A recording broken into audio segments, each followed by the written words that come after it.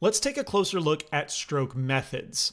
The default is space, which you've seen a lot already. And as we make a stroke, very intuitive. It follows your cursor, exactly what you would expect.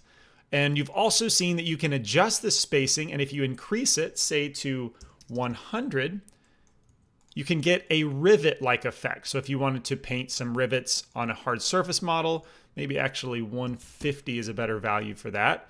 You can do that pretty intuitively as well. The next stroke method we're going to look at is dots. Now this is similar to space, except that it's based on the speed of your stroke.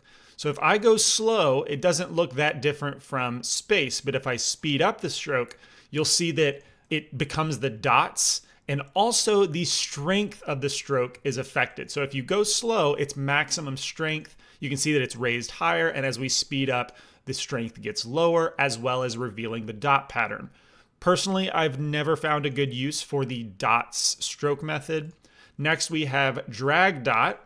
And this is probably something you can guess. You click and it makes a stroke, and then you can drag a specific placement for that one stroke. Now where this can be useful, if I go to our texture and pick that screw texture that we used in the last video, clicking and dragging a specific screw placement, that makes sense.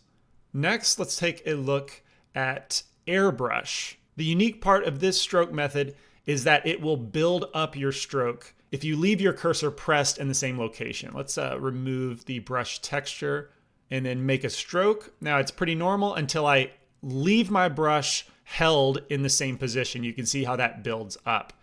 And if you make a fast stroke, you will start to see the dot pattern appear. So it's also based on speed of your stroke.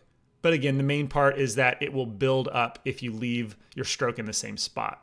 Similar to drag dot, I haven't found a lot of uses for this stroke method. However, line and curve do have very powerful uses. So a straight line, you click and drag, you see a dotted line. When you let go, you get that pattern in a straight line. So you can see that we have the rivet pattern. So this does use the same spacing we set earlier. So if we go back to the default 10%, make that line again, it's smooth, but of course, very useful for rivets. And similarly, the curve method allows us to draw a curve and hit enter to make a perfectly curved stroke along the Bezier. Now this Bezier, if we orbit around the view, you'll see that it sticks around because it's kind of its own object with like an edit mode where we can click, left click and select points, move them around. We can actually rotate the Bezier handles with the R hotkey, just like in mesh edit mode. And so after you create the initial stroke, S to scale as well, you can perfect your curve and then hit enter anytime you want to make a stroke.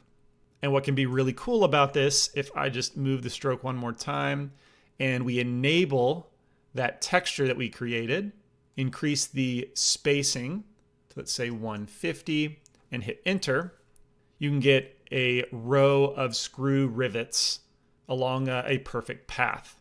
And if you want to get rid of the curve points, select them all and hit X. And to actually start creating the curve, you have to hit Control, right click to create the point. And now as I'm holding down right click, you can drag to increase the handle size, Control, right click and do the same thing. Control, right click and drag, Control, right click and drag. And so that is an overview of our stroke methods. I sculpt with space for probably 90% of my sculpting, but these other stroke methods do have very powerful uses.